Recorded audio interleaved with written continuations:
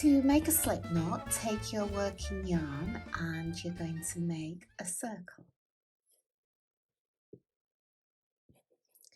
like that. Then you place the yarn that's attached to the ball underneath the circle like that.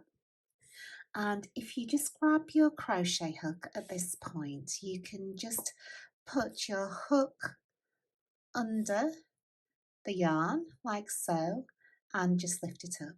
You can see that a knot is starting to form.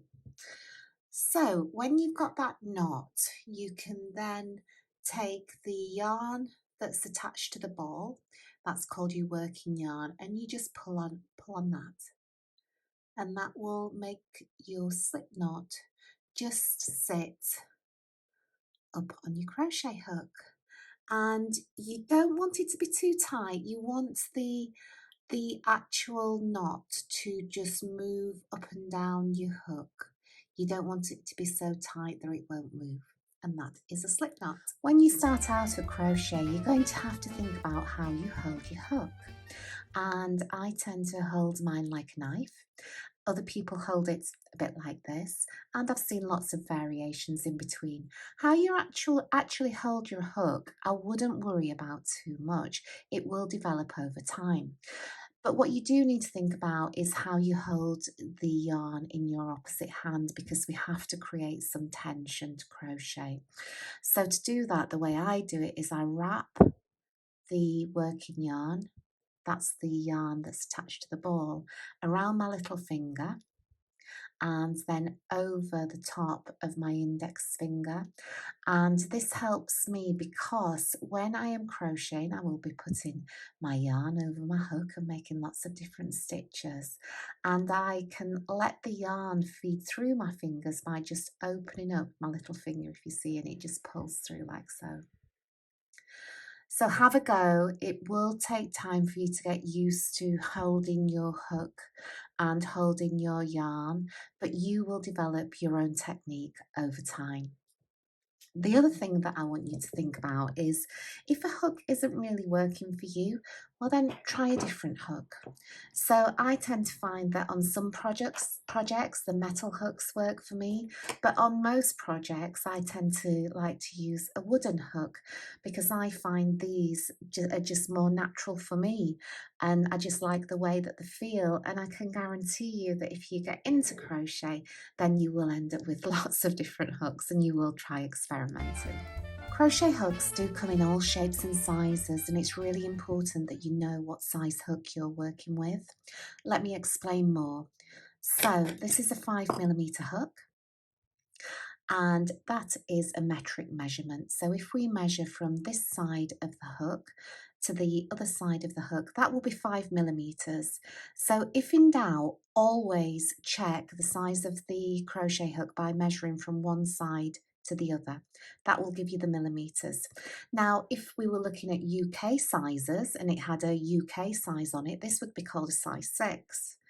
And to confuse things even more, if you were in the US and you had a US one, a 5mm hook would be called H8. So I'm going to put you a little conversion chart just here, and if in doubt, always go with metric sizing. So to chain stitch, we yarn over and we pull the yarn over through the loop on the hook. Let me show you that again. Yarn over and we pull that through the loop on the hook. Yarn over, and I'm going to make 11 of these, and then I'm going to show you how to count them. So this is 11 chain stitches, and we can count them because one chain stitch is sort of a V like that. So that would be 1, then you move on, you've got your next one, which is 2, 3, 4, 5, 6, 7, 8, 9, 10, 11. That's 11 chain stitches there. And you can see that you want your chain stitches to be all nice and even. Now you will know that if you've done your chain stitches too tight, because when you come to put your hook through a chain stitch, which you will be doing in the next lesson, it will be so tight you're having to push it through. So your chain stitches should allow for your hook to slide through them easily. So next we're going to learn how to double crochet. And to do that, we're going to identify the second stitch away from the hook. So this is the first stitch here, and this is the second stitch, and this is the stitch that we're going to double crochet into. So we insert our hook from front to back into that stitch, and then we yarn over, placing the yarn around the hook. We pull the yarn through that stitch, so we now have 2 loops on the hook. We yarn over, and to complete the stitch, we take that yarn over through the 2 loops on the hook, and that is 1 double crochet complete. We then identify the next stitch, which is here, and we place our hook through the next stitch. We yarn over, pulling that stitch through. We now have 2 loops on the hook. We yarn over, and we pull that through the 2 loops. I'll show you once more. So take your hook through the next stitch, we yarn over. We now have 2 loops on the hook. Yarn over and pull that through. So I've now created 3 double crochet stitches, and we can count them with the V's. So I've got 1, 2, 3. And this is how it looks from the front. I'm going to complete this row, and then I'll show you how to start your next row. So here we go, I've completed 1 row of double crochets, and here we have 10 stitches. So to count the stitches, you will simply go, you see that V there? 1, 2 V's, 3 V's, 4 V's, 5 V's, 6 V's, 7 V's, 8, 9 and 10. And to start a new row, we will simply chain 1 stitch, like so, turn our work, and we're now going to work back across this side. So we'll now double crochet into the second stitch, because you've got your chain stitch, and this doesn't count as a stitch. We'll now double crochet into the next stitch, just like before, grabbing the yarn, pulling it through, so we've got 2 loops on the hook, and I'm going to crochet all the way over to the other side, and then I'm going to show you some handy tips and techniques. So often I get asked, how do you know at the end of the row which is your final stitch with crochet? Because it can be quite confusing. Now I know, because I'm experienced, that this is my final stitch of the row, but I've got a handy tip for you so that you absolutely do know which is your final stitch. So when you are starting your row, I'm just going to crochet the first stitch here, and as crocheters we have stitch markers. And we have stitch markers because we often need to identify different stitches. Now let me show you what they look like. So stitch markers are really inexpensive, and they look like this. If I haven't got a stitch marker, I have been known to use an earring or something similar. So what I recommend you do as a new person to crochet is make your first stitch, and then you can just take this little stitch marker and you can just pop it through your stitch and just lock it in place. And you know that then when what's going to happen is you're going to crochet all across this row, and then you'll come back to it. So at the beginning of every row, just mark which is the first stitch, and then you know when you come back to it, that is also your final stitch. So you will need 2 stitch markers, one at one side, and then you'll put one at the other side when you start the first stitch of the next row. I also often get asked, how do I know if my crochet is right? Is it too tight? Is it the right tension?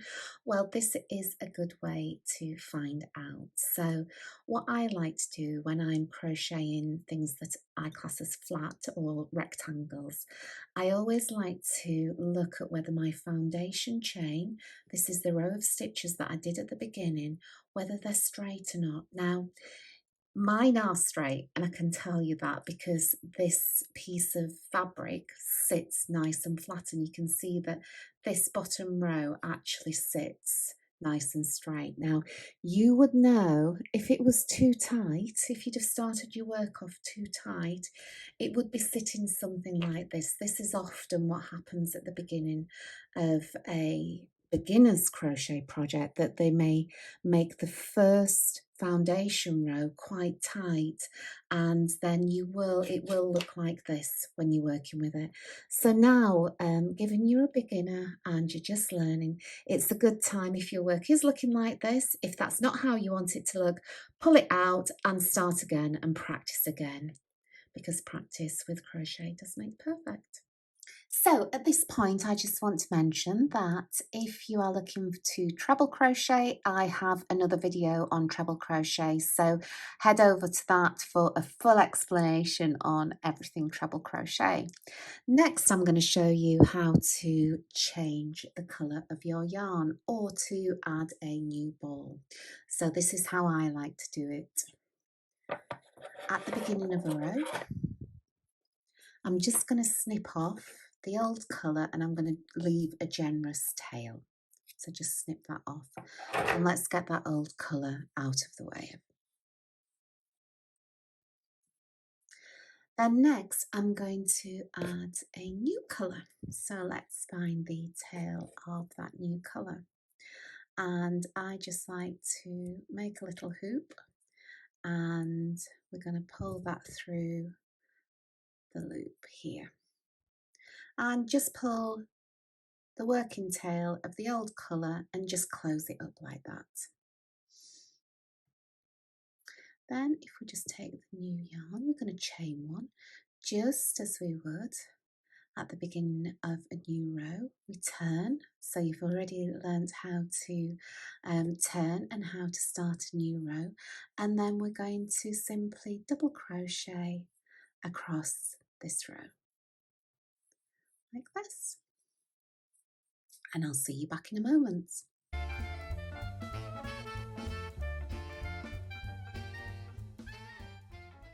Okay, so here we go. We've got a new colour introduced and you can just continue crocheting as you will in this new colour.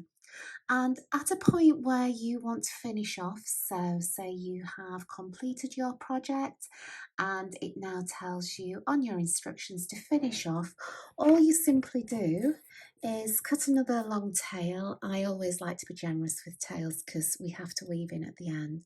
So just snip that tail off and then we just yarn over and pull that through and then just pull off any loose tension, and that is you fastening off your crochet.